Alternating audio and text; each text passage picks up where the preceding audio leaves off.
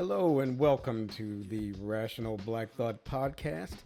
I'm your host, Neo Grio, and this is episode number 248. It is September the 20th, 2025. And our title today is a quote from Audre Lorde. I'm really impressed by the things that she had to say. Before I started doing this podcast, I didn't know about her.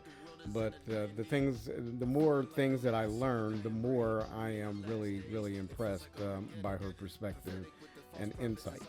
And the title today is, quote, "We are powerful because we have survived." And that is what it is all about: survival and growth, end quote. And so the theme of the overall episode today is growth beyond survival. And we'll get into a little bit more of that theme once we get to the quote of the week with Audre Lorde. But for right now, I do want to move over and kind of complete our intro. So welcome back to another episode of the Rational Black Thought. And this is where we peel back the veil on the harsh realities that are facing our community. And the lineup that we have in the episode this week delivers an unflinching examination of the forces that seek to undermine us and our progress. And that will be from the disturbing rise of political violence stoked by Trump's Republican acolytes. And I'm going to go through a theme once we get to the news segment, which is going to be a rejection of all of the whataboutisms and the other side-isms that are going on, or both side-isms that are going on today because of the murder of Charlie Kirk.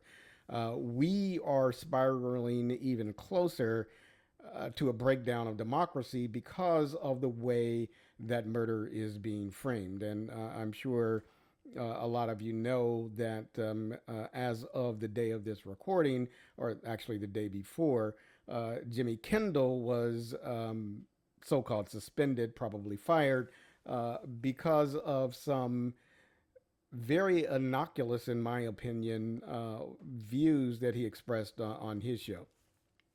But anyway, we're going to get into and address that and point the finger where it needs to be pointed. And we're also going to talk about in the news the weaponization of redistricting as a weapon against the communities of color, because that's exactly what it is. And the attempt is going to be to erode our rights and to push us in to the background, which is what Trump's motto, MAGA, Make America Great Again, means. Again, when? When was America great? Certainly wasn't a time when black people had rights and black people had freedom. It wasn't a time when being part of the LGBTQ plus community was acceptable. It wasn't a time when women had rights. So what he is looking to do is to take us back to a time where there were no rights except for land-owning white men. But one of the things we're going to get to is that it's not all darkness. We have an uplifting story about a black innovator that is changing things. But unfortunately, based upon some breaking news around that as well, I'm going to have to put some brackets around that as a caveat. But we'll get to that then.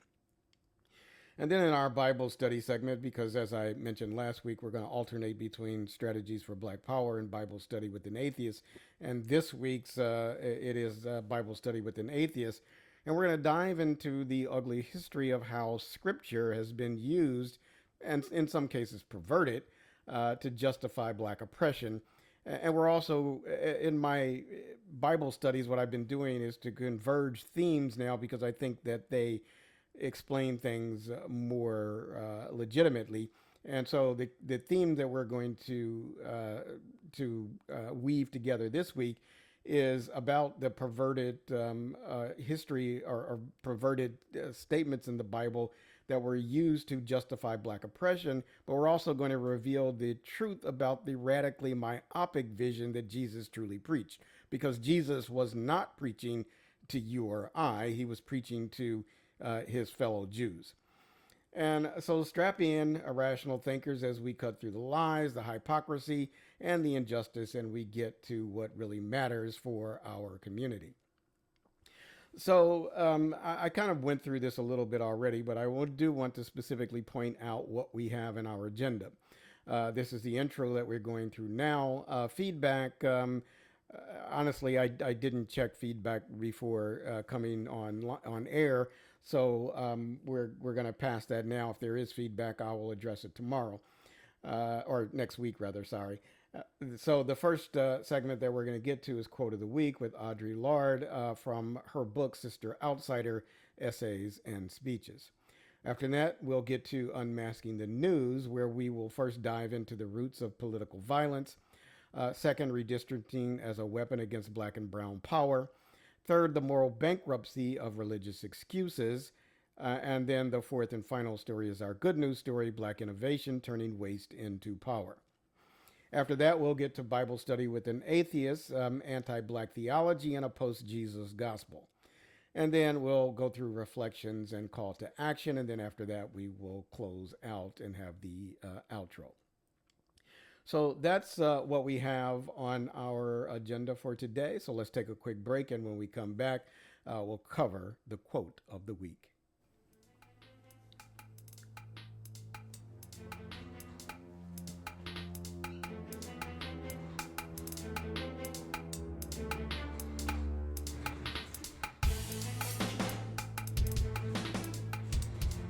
All right, welcome back. And welcome to the Quote of the Week. And as I said in the intro, this is by Audre Lorde. And let's get right to it. And the title was based on this quote, but this quote has a little bit more to it that I want to go over. So here's the full quote from Audre Lorde. Quote, "We do not have to romanticize our past in order to be aware of how it seeds our present. We do not have to suffer the waste of amnesia that robs us of the lessons of the past, rather than permit us to read them with pride as well as deep understanding. We know what it is to be lied to, and we know how important it is not to lie to ourselves. We are powerful because we have survived, and that is what it's all about: survival and growth." And the theme that Audre or Ms. Lorde was talking about there is that our power comes not just from survival, but growth. Survival is the baseline, but true strength is found in turning pain and strengths of our past into liberation and growth. So, and so what she is really saying is that our power doesn't come from ignoring pain or sugarcoating history. It comes from facing it honestly, without amnesia, without distortion. The past is not something to romanticize, but something to learn from. When we look squarely at what our people endured, enslavement, Jim Crow, redlining, mass incarceration, just to name a few, we are not just recounting suffering, we are identifying the seeds of resistance that have carried us forward. Survival is the baseline. We are still here when so many systems were designed to erase us. That survival itself is power. But Lorde doesn't stop there. She tells us that it must be paired with growth. Survival without growth is simply stagnation. It is simply breathing while remaining trapped. But growth means turning the knowledge of struggle into strategies for liberation, turning pain into clarity, and turning memory into fuel for transformation. We have been lied to by society about our worth, our place, our history, and too often we are tempted to lie to ourselves, pretending that survival alone is enough, or that assimilation itself is growth. Lorde reminds us that true power lies in the ability to see reality, to say, yes, we were brutalized, but we learned. Yes, we were deceived, but now we know the truth. Yes, we were nearly destroyed, but we grew stronger in the process. Our ancestors' survival gave us life, but it is our responsibility to make that life larger, freer, more expansive than what they had. Growth is honoring survival not by simply existing, but by building the future they dreamed of but could not see. Lorde challenges us, don't stop at survival. Let your survival be the soil where growth takes root, and let the growth be the proof that our power is unstoppable. And so that is our quote for the week, and I think it really gets us off on the right start. And so we're going to take a quick break, and when we come back, we'll unmask the news and expose the truth behind the headlines and highlight what matters for our community.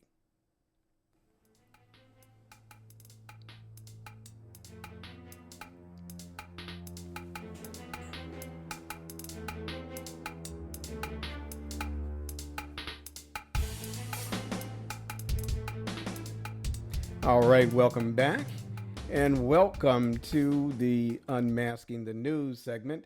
And as I said in the intro, the stories that we're going to go through today are roots of political violence, redistricting as a weapon against black and brown power, the moral bankruptcy of religious excuses, and the black innovation turning waste into power.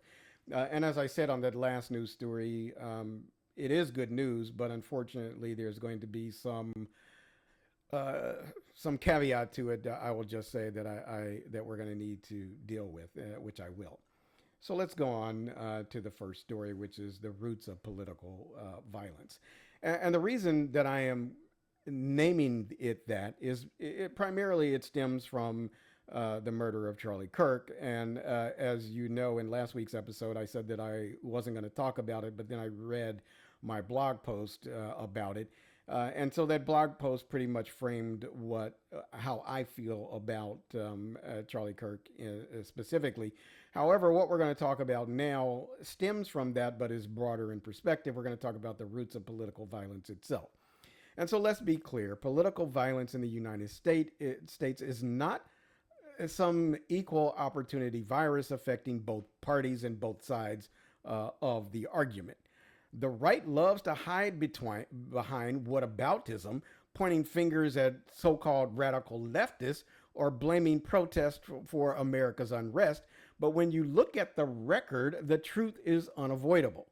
And that truth is that the overwhelming share of political violence, and by overwhelming, I mean overwhelming, like in the 80 to 90 percentile, of that political violence in this country comes from the far right, now openly sanctioned by Trump's his Republican Party. Now, there are no major political actors on the left calling for violence. Let me repeat that so you can be clear. There are no major political actors on the left calling for violence.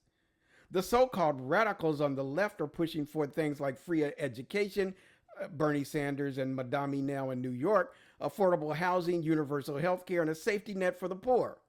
And they say that we should get that by financing, it should be financed by taxing the ultra rich. Now, that's not violence. It is justice. Now, compare that to Trump joking about the hammer attack on Paul Pelosi, dismissing the kidnapping plot against Governor Gretchen Whitmer by suggesting maybe she caused it, or Republicans making light of the assassination of elected officials in Minnesota. This is incitement, plain and simple. That's what they are doing.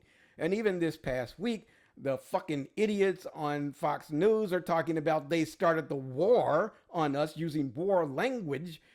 And that is that they are, again, in the process of inciting the actual violence. Now, you might say, well, what about Antifa? So the right loves to hold them as the boogeyman on the left. Not so much lately, but they did during Trump's first term. But let's be honest.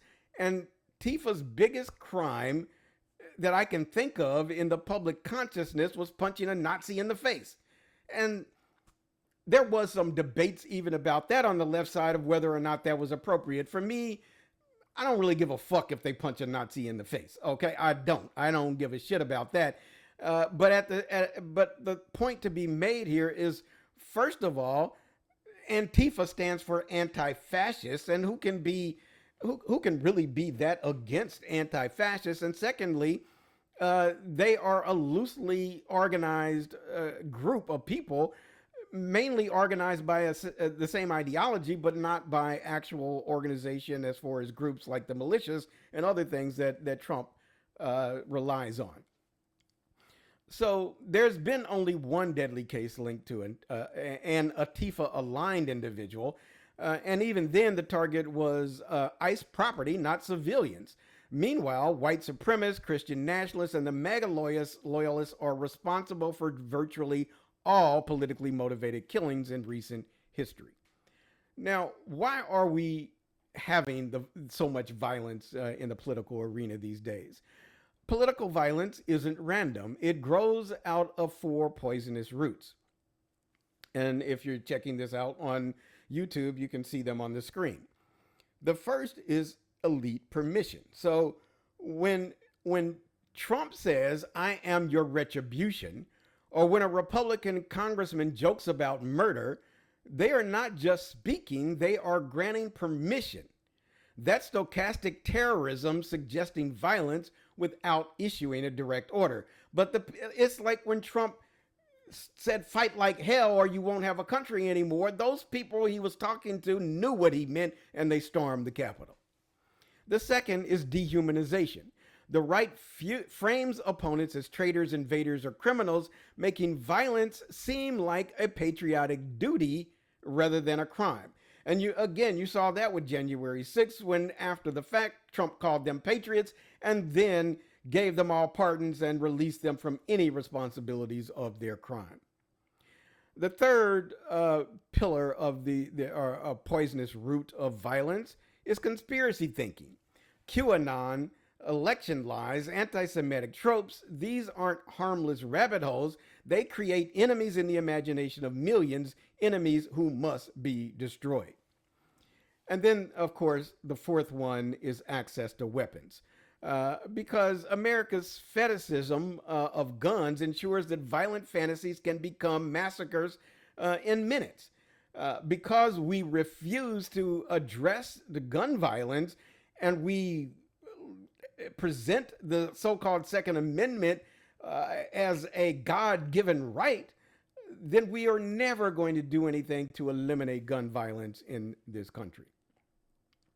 So what will it take to stop it? Well, first, we have to stop pretending this is a both sides problem. It isn't. If the GOP wants to be taken seriously as a party within a democratic society, it must purge the fascist rot within its own ranks, which would include Trump. Until then, we call it what it is, the party of political violence. That's what the GOP is today. And in fact, like I have said many times before, it's not even a political party any longer. It is a terrorist organization that is hell-bent on the destruction of American democracy, especially as it relates to a multiracial democracy. They don't want a multiracial democracy. They want a system that elevates white supremacy. They want white Christian nationalism as the basis for the government and how the government operates. And then second, we need to hold leaders accountable for incitement. So political office cannot be a license to stoke violence. Censures, expulsions, prosecutions, these aren't partisan moves. They are democratic necessities. If we want to stop it, then that's what has to happen. We need to start to deal with these actors on the right. And you can't even say far right anymore because the rot is completely in the whole barrel. It's not one apple anymore. It's the whole fucking barrel. And so we need to, the Democratic side needs to start to hold them accountable, of course, to the degree that they can, because they have no power right now. But they should still look to try to censure them, expose them, and then prosecute them when necessary. The third thing we need to do is to invest in prevention. Programs that pull people out of extremist pipelines before they can pick up a gun. And that means disrupting the conspiracy economy that radicalizes them in the first place. And again, most of that radicalization, if not the vast majority of it, if not all of it, is coming from the right side.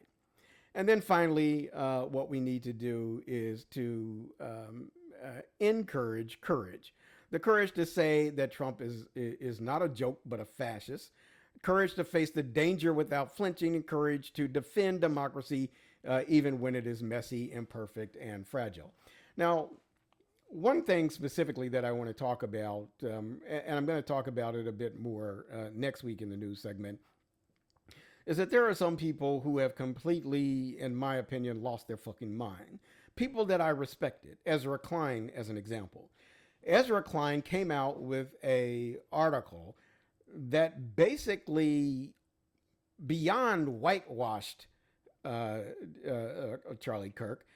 Instead, he lifted Charlie Kirk up to an example of what this country needs in order to be able to become a democracy, or to get back to being a democracy and move into multiracial democracy.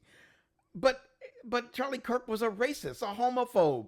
He was anti-woman. He was everything that we are fighting against. And Ezra Klein says he was doing it in the right way. How the fuck was he doing it in the right way? What the fuck are you talking about? He was not. Should he have been murdered? Of course not. But he is not magically a motherfucking saint now and a model for society just because he's dead.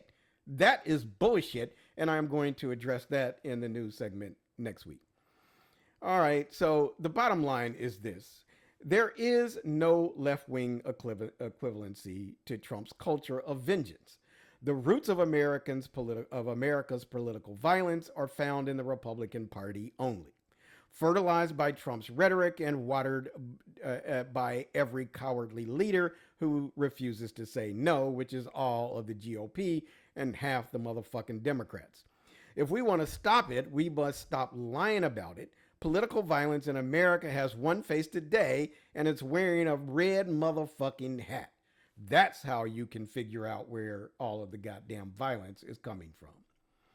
All right, let's go on to the next story. And this one, we're talking about redistricting as a weapon. And if you're watching on YouTube, you see I have a little graphic up that says from Jim Crow to now, which underneath it says from poll taxes and literacy tests to strict voters ID laws and redistricting, Texas has used every tactic to weaken our voice. This mid-cycle redraw, it is just the newest version of the same old strategy to keep power in the hands of a few, i.e. white people, and keep us out, i.e. everybody else. So that's what we're talking about now. Now, you might say this is an old story, so why am I going over it this week? I'm going over it this week because there was a article that came out, I believe it was in the Atlantic,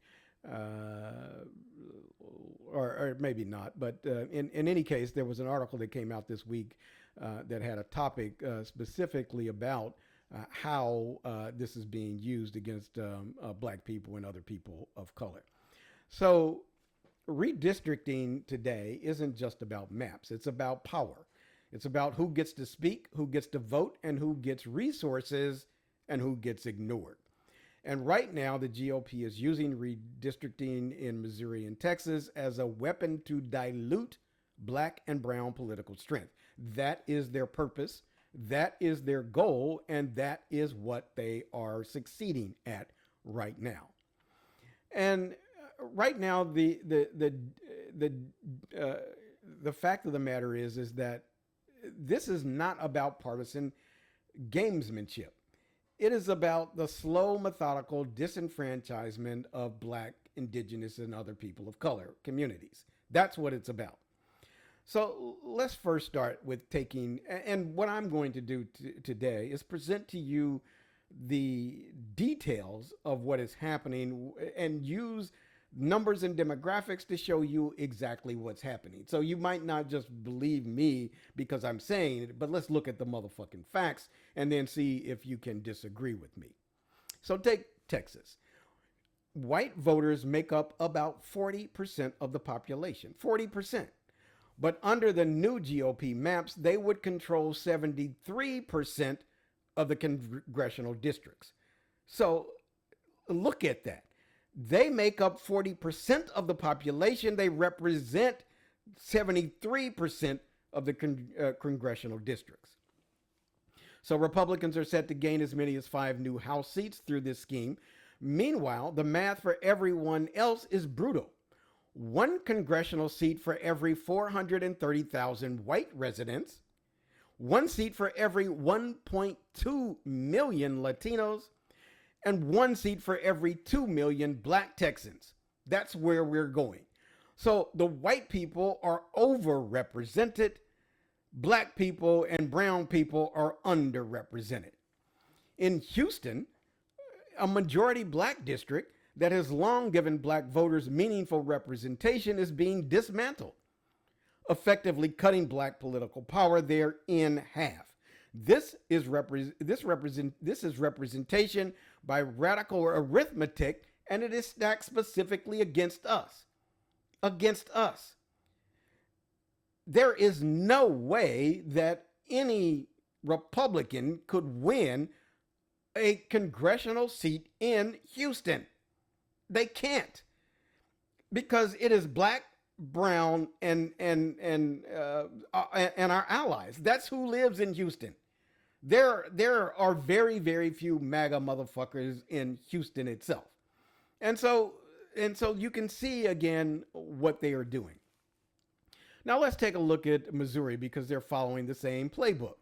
Republicans pushed through a map that could hand them an additional U.S. House seat by targeting Representative Emanuel Cleaver II's district in Kansas City, which is a district anchored in a black community.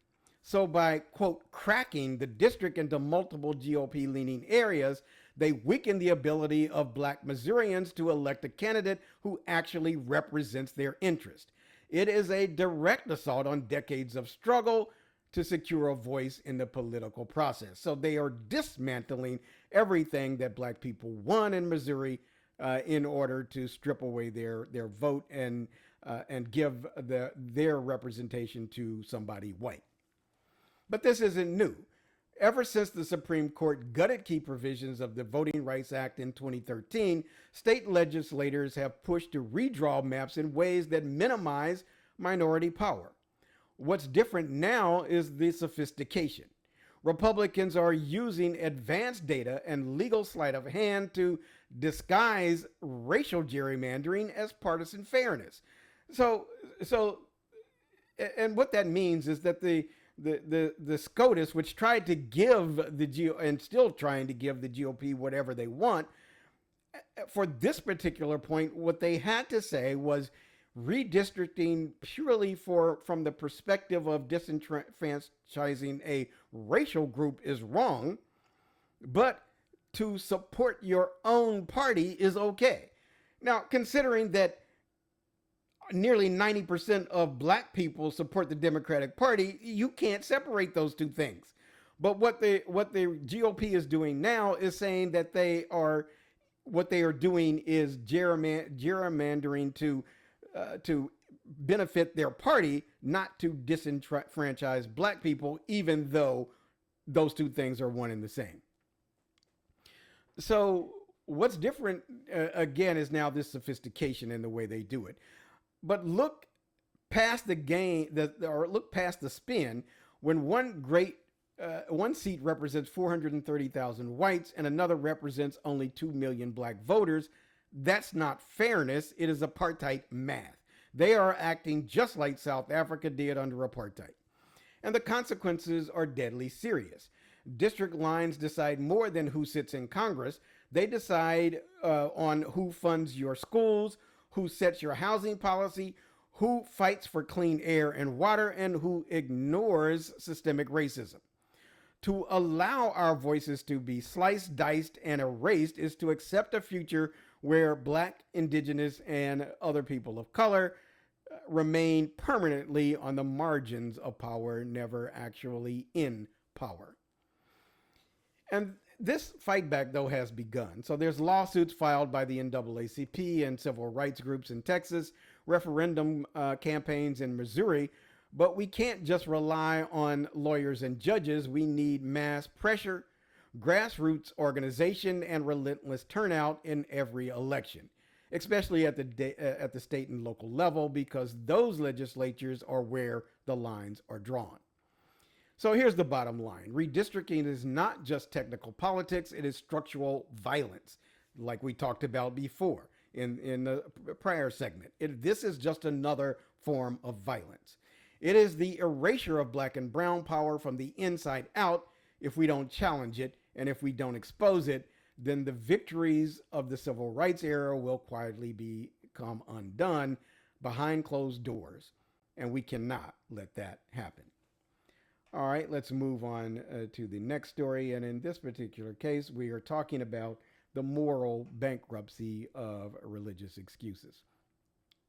Now, the story this week, I could have gone with another pastor rapes a child story because, again, I said they are prolific and happen every single week, but I am getting tired of those.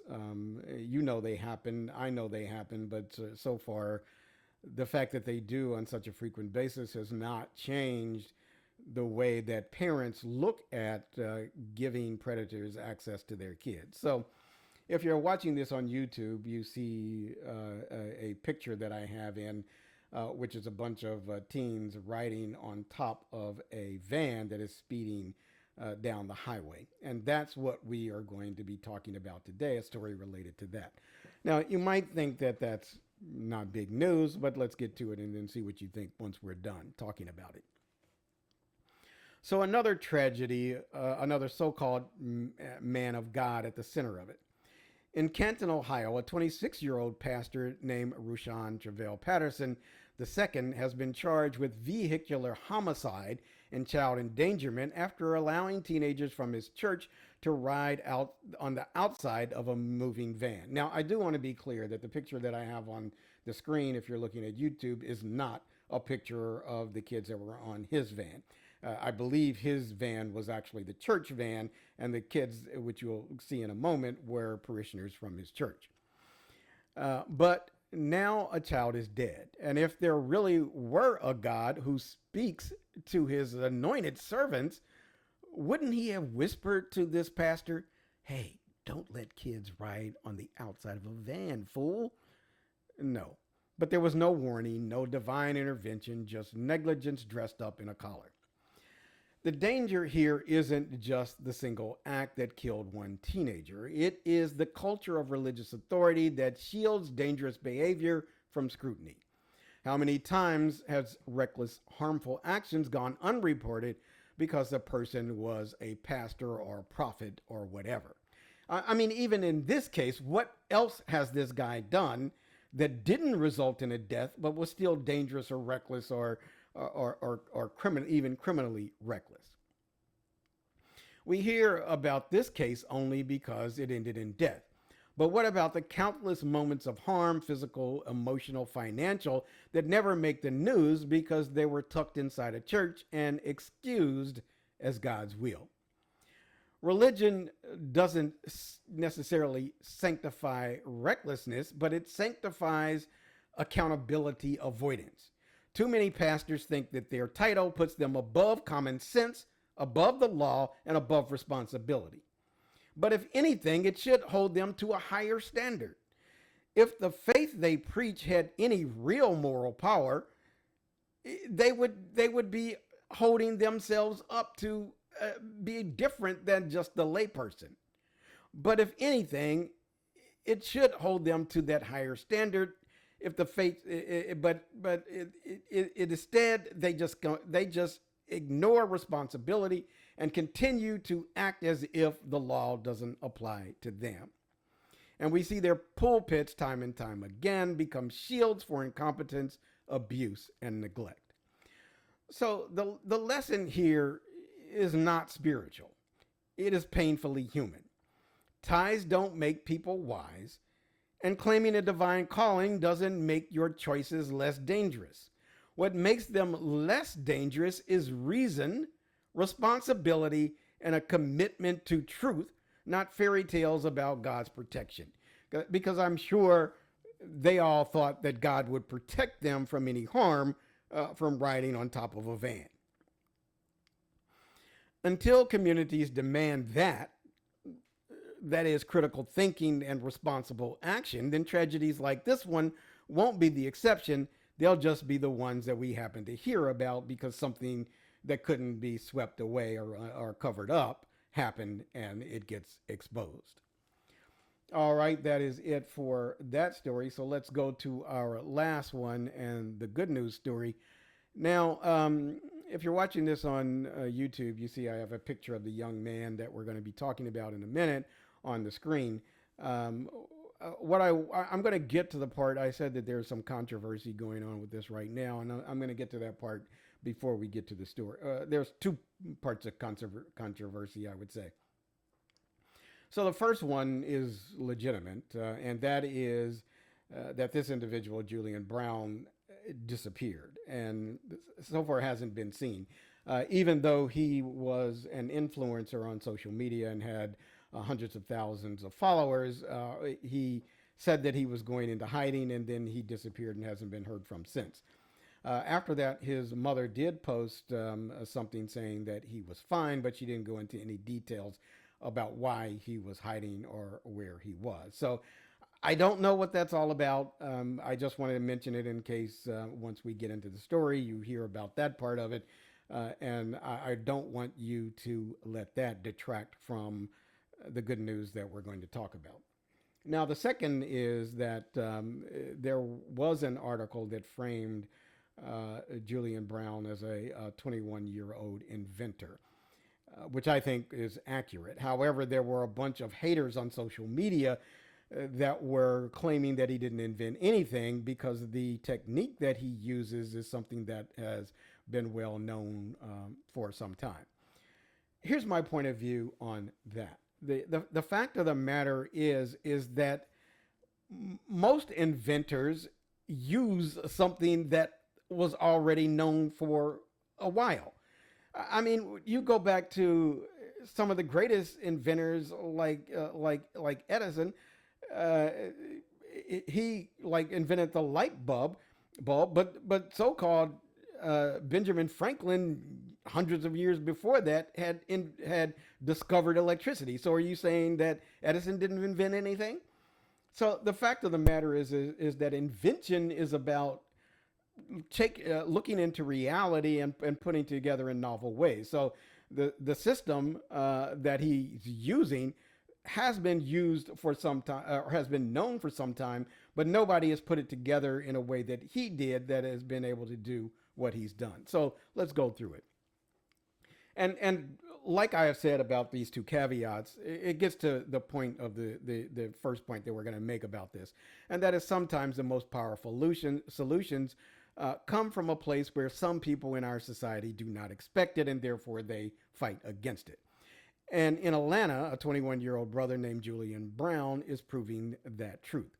He formed a company called Nature Jab, and what he's doing borders on revolutionary, turning plastic waste into usable, clean-burning fuel. He uses a process called pyrolysis, and that is the process which they are claiming because that's the process he's using. It has been known for some time. He didn't invent it, but he did invent a machine that uses this process in order to convert plastic into fuel. And what it does is it heats plastic at extremely high temperatures without oxygen, which breaks down plastic into a liquid fuel that can be refined and used in engines. When Brown's product was tested in a major fuel lab, the results shocked everyone. Not only did the fuel work, it actually burned cleaner than standard diesel. Now think about that for a second. The same plastic trash clogging our landfills and oceans, poisoning our communities and our planet, could be converted into energy that's less polluting than the fuel we rely on today. That's not just recycling, that is transformation, that is invention. And for the black diaspora, this breakthrough carries deep meaning. We know all too well what it means to live in places that are impacted on the front line of environmental harm. Poisoned water in Flint, oil spills in Niger, in the Niger Delta, toxic dumps across Africa and the Caribbean, asthma corridors in our neighborhoods here in the States. Environmental racism is not some abstract idea. It is our lived reality, and Brown is flipping that reality, showing that black genius can lead in solving global problems and making sure our communities don't just survive the green economy, but thrive in it and can make a profit for us as well. And what's more, his vision is radical in its simplicity. Quote, "There will be no such thing as plastic waste, only untapped energy," end quote, is what Brown had to say. Imagine if that mindset took hold across the globe. Instead of treating our communities as waste dumps, they could become hubs of innovation and clean technology. Instead of being left behind, we would be leading in that technology. Julian Brown's story is a reminder that solutions for the future don't always come from billionaires or the politicians alone. They will come from young, brilliant black minds in our community who refuse to accept the world as it is. That's good news, not just for black people, but for the planet. And if we are serious about black power, we must do more than celebrate these innovators. We must support them, invest in them, and make sure that their visions become reality. So I'm hoping this whole disappearance of Mr. Brown is not a major issue, and that he is able to take his business forward. And if so, I will certainly be trying to look into how I can invest in his technology. All right, that is it for all of our news stories for this week. So we will take a quick break, and when we come back, we'll have Bible study with an atheist. And our topic this week is going to be two streams that converge, and those two streams are anti-black theology and a post-Jesus gospel. So here's the break.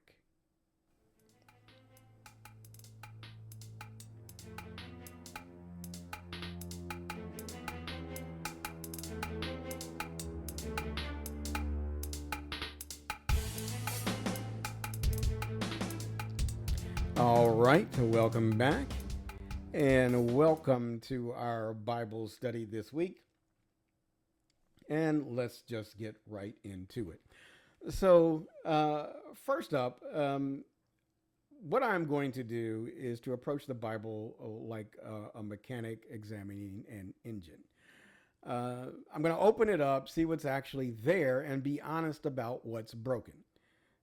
The two currents that are going to run through this week's reading. First, the Bible contains language and episodes that were weaponized against black people, sometimes reflecting ancient ethnocentrism and sometimes made toxic by later interpreters.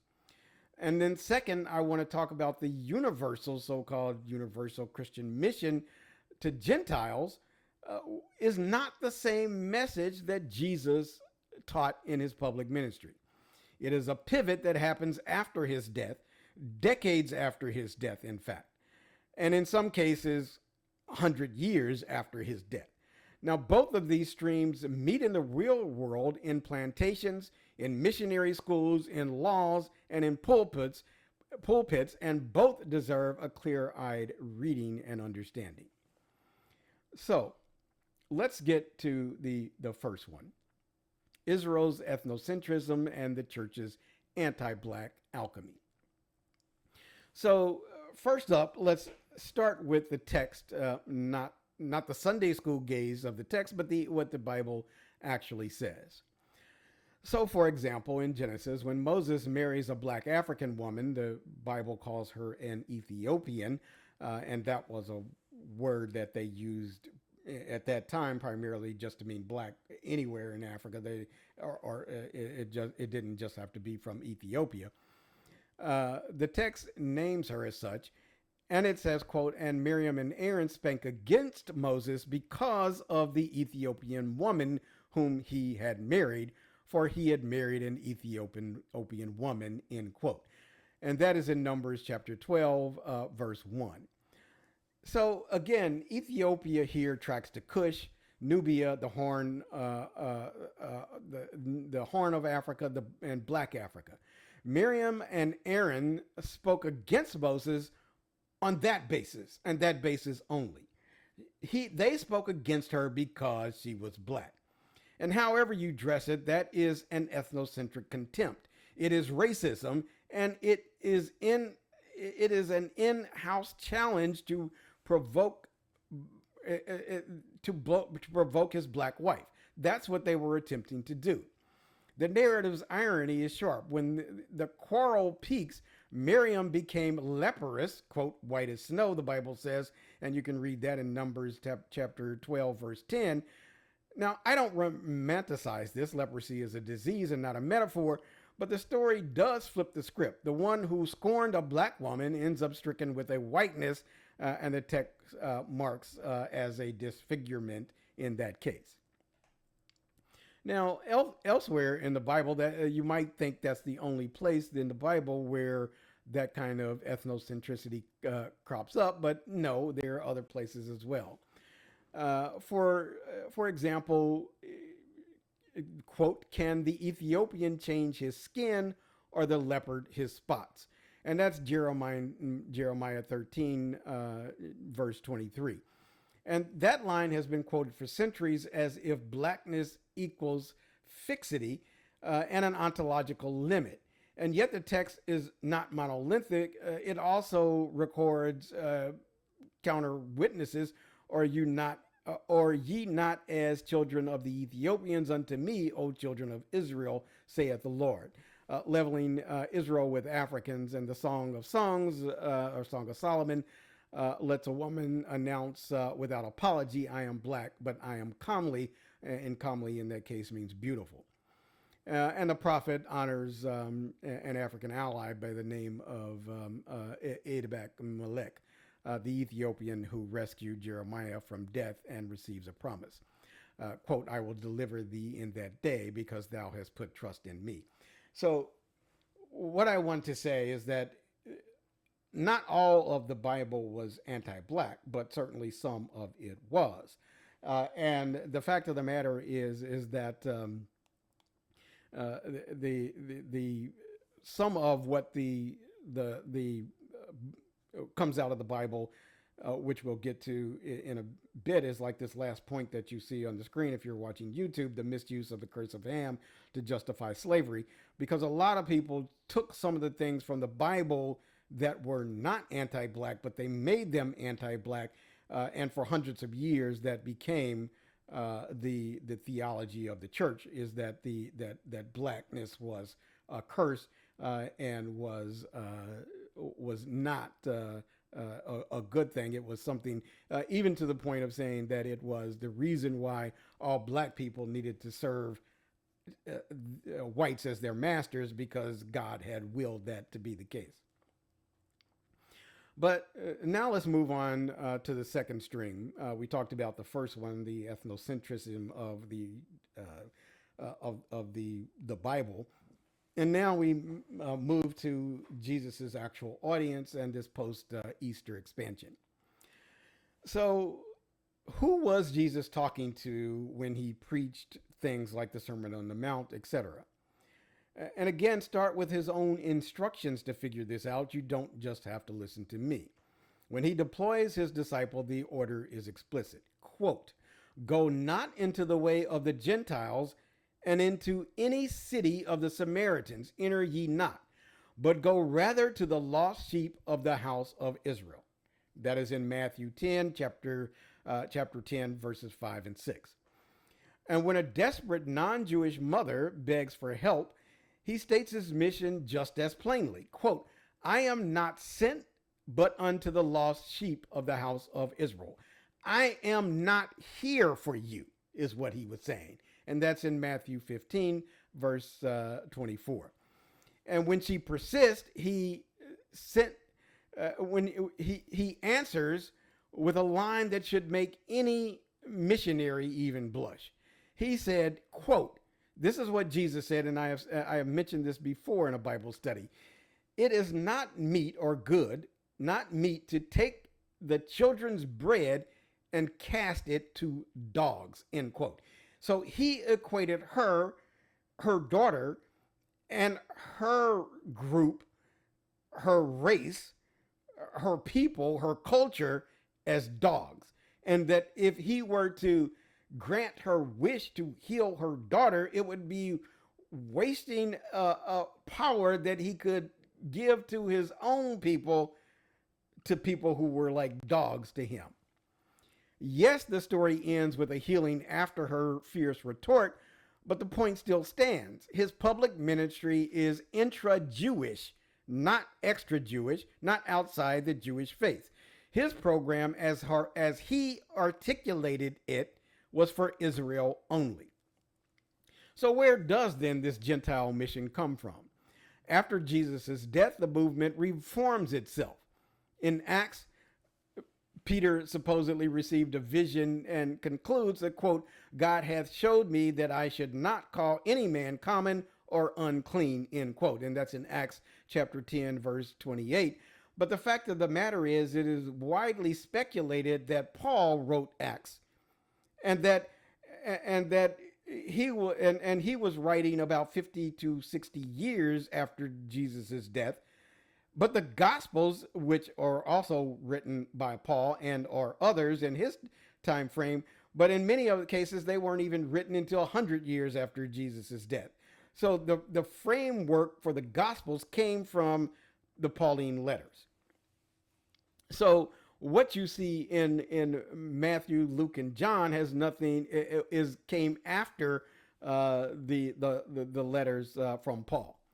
And so this whole idea of Jesus's message being for the Jews did not come during Jesus's lifetime. It came far after Jesus's death, to the tune of at least 40 to 100 and more years. And so Peter also testified in Acts, according to whoever wrote it, which was, again, not Peter, of a truth I perceive that God is no respecter of persons. So that's in Acts chapter 10, verse 34. And Paul takes the baton. The gospel of the uncircumcised was committed unto me, he says, as the gospel of the circumcision was unto Peter. So what Paul said is that Peter's gospel was only to the Jews, i.e. the circumcised, but it is Paul's gospel, again, at least 40 to 50 years after Jesus' death, that is to take it to the Gentiles, and therefore to black and brown people.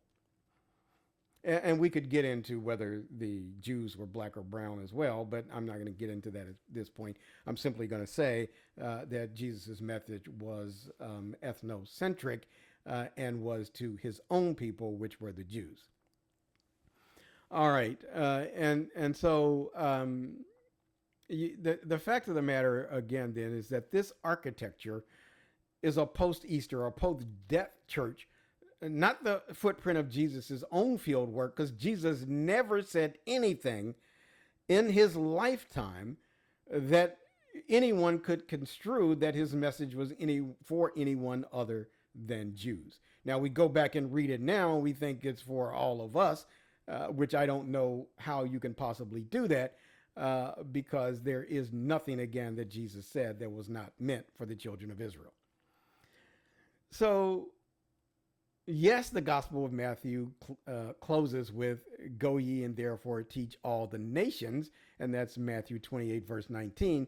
But Matthew wasn't written until decades after Jesus' death, and not until Paul was already on the scene, saying that he had a different message, and that if you hold that against the earlier charge to avoid the Gentiles in Matthew chapter 10, verse 5, you can see the shift for what it is. The community universalizing a message that Jesus himself delivered locally and ethnically.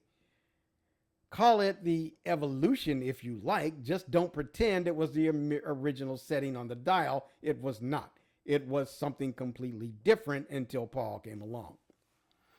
Now, why do these streams matter, and why do they matter together? Put the pieces in one frame. A text that contains ethnocentric edges gets repurposed by an empire, and a movement that begins as a Jewish reform becomes a Gentile religion married to state power. And the people on the business end of both developments are black.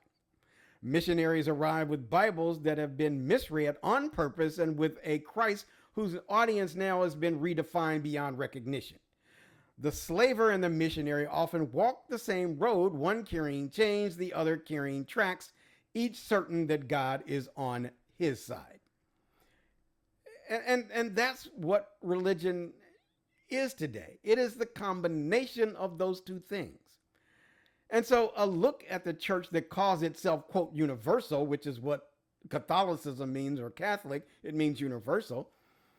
11 o'clock still it sorts by color. And that isn't just a leftover line from the civil rights era. It's how American religion still patterns itself. Most congregations remain racially homogenous. A few are genuinely multiracial, and even where the music blends, the leadership, pipelines, budgets, and social networks keep the color line in place. In other words, Sunday has diversified some, but segregation remains the norm. Proof that theology bends to power unless power is confronted. Now, the denominational timelines make it even plainer. The Church of Jesus Christ of Latter-day Saints, or the Mormons, barred black members of African descent from its priesthood and temple rights until 1978. Then reversed course and later disavowed the racist justifications that it had taught. But the fact of the matter is that they say that their anti-black message came from their founder, Joseph Smith. He was, and they had this ideology of people that were white skin were children of God, and people who were dark were evil, completely and totally evil. That's what they taught. And now they try to change it because they want to get some blacks, and for whatever reason, there are some blacks, for reasons I could never fucking understand, that want to be a Mormon. And the Southern Baptist Convention, born to defend slaveholding missionaries, did not issue a formal apology until 1995. These are within living memory, and they help explain why a universal gospel still travels on separate tracks, and why many churches still do not meaningfully recruit or retain black members unless we assimilate to a whitened culture. So instead, we took their ideologies of oppression and made our own churches to oppress ourselves. Now, I'm not here to rescue the text with a spin. I'm here for the truth and for the consequences of that truth. And the truth is that Numbers 12, Jeremiah 13, and the counterfeit curse of Ham were leveraged to teach contempt for blackness. The truth is that Matthew 10 and 15 show Jesus restricting his message to Israel historically.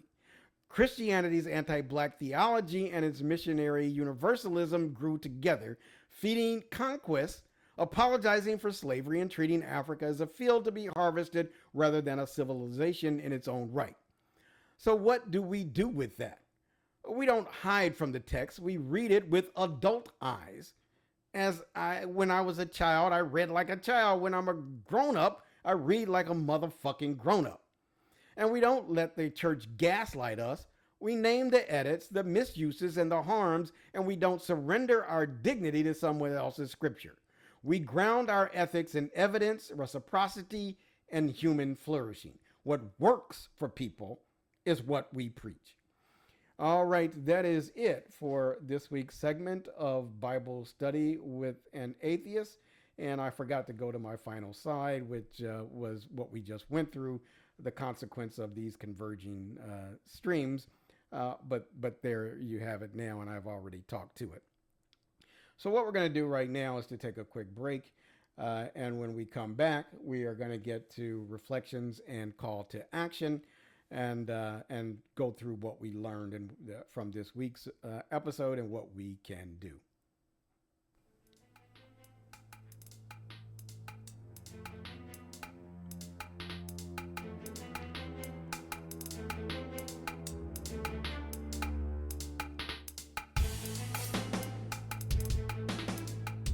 All right, welcome back, and welcome to Reflections and Call to Action.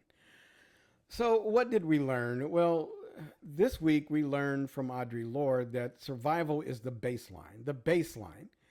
We have made that baseline. We have survived. Even though the systems of our society was built to erase us from this planet, but we survived. That is the baseline, but growth is the mandate. Our ancestors endured the whip, the chain, and the lie, and yet they did more than survive. They planted the seeds for our growth and expansion, and now that is our mantle to continue to grow. Also, this week, we unmasked the roots of political violence and made it plain it is not both sides. Political violence today is a product of Trump's GOP, fed by elite permissions, dehumanization, conspiracy, and a culture of guns. The left is calling for justice, not violence, and we must never allow lies to blur that truth. We also exposed how redistricting is being weaponized by the GOP to erase black and brown political power. And we showed specifically how it isn't just gerrymandering, it is a structural violence against us. It is apartheid math that makes the white vote worth millions of times more than our own. And we pulled back the curtain on religious hypocrisy, where pastors' reckless choices led to the death of a teenager, but titles and pulpits cannot absolve stupidity or danger. And if God were real, he wouldn't have warned his so-called servant about that recklessness of that fact. And we celebrated Julian Brown, a 21-year-old innovator targeting plastic waste into clean fuel. And his work is proof that Black genius is alive and well. So what must we do? We must face the past with honesty, not to romanticize or erase it. Let it seed our growth instead. We need to name political violence for what it is and hold leaders accountable, reject both sidism, and call out fascism without fear. Because that's what many on the left are beginning to do now. They are afraid to call Trump a fascist. They are afraid to say that he is dismantling democracy because they are afraid that they will be blamed if somebody goes after them. But the fact of the matter is that's just the truth. Trump is a fascist, and he is trying to dismantle democracy. If you can't tell the truth, what the fuck can you do?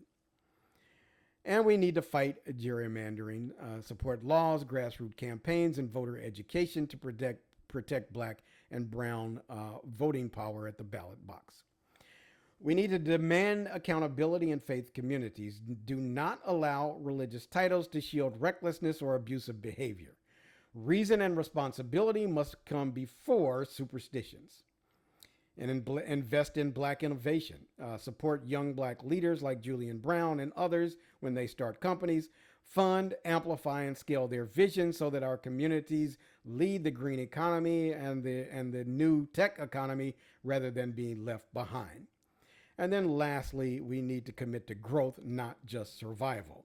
Organize, strategize, and build the world our ancestors wanted, but they were denied. That is our mandate. All right, and that is it for our show this week. Let's take a quick break, and when we come back, we'll close things out for this week.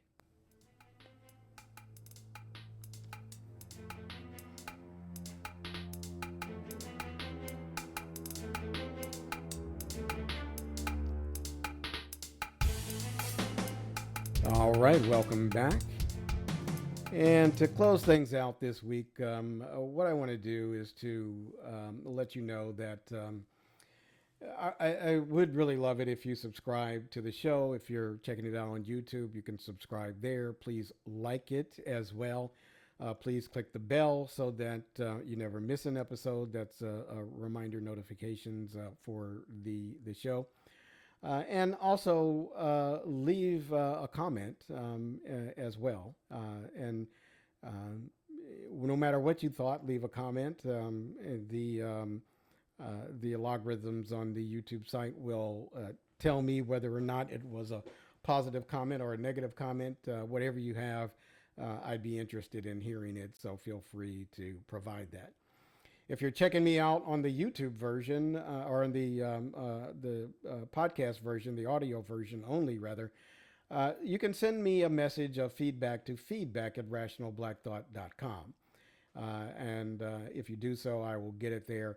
And also in the process, if you want, you can also sign up at my website, which is rationalblackthought.com. You can sign up there as well to link to my blog and to link to all of my episodes, both the audio version and the video version. And then I'd like to remind you that the intro music is Transcend by KIRK, and the ending is Makaya Beats, which we will go to right now. All right, and so I'd just like to say then, or leave you with these quotes from Frederick Douglass, as I do every week, because I believe they are a powerful reminder of what we're up against. If there is no struggle, there is no progress. Those who profess to favor freedom and yet depreciate agitation are men who want the crops without plowing up the ground. They want the rain without the thunder and lightning. They want the ocean without the awful roar of its many waters. This struggle may be a moral one, or it may be a physical one. And it may be both moral and physical, but it must be a struggle. Power concedes nothing without a demand. It never did, and it never will. And can you believe that that was written in the 1800s and it is still valid today? And I'd just like to expand on that a little bit more before we close this week, because what Frederick Douglass, what Mr. Douglass was saying is that we are going to struggle. We are more than likely going to have to struggle both morally, in a moral fight and in a physical fight, but it's going to be a struggle. It is a struggle of the mind and consciousness, and a struggle of the body and physicality as well. And we should not only shouldn't we shy away from that, but we have to accept that as the price of progress. And too many times the term black progress has been used as a way to make us comfortable with incrementalism. What we are looking for today is not incrementalism. We are not looking for a gradual change over time. We are looking to have our dignity demanded now, not from someone, but by ourselves and to ourselves. We are the ones that are going to name who we are, what we are, and how we live. And we are going to live with complete and total freedom, because that is who we are, free men and free women in this society. So thanks for listening, everyone. And I am already researching some topics for next week. So enjoy your week, and tune in next week for another hopefully hard-hitting and valuable show on the topics that are important to our community and the things that we can do to live our true lives. Talk to you later.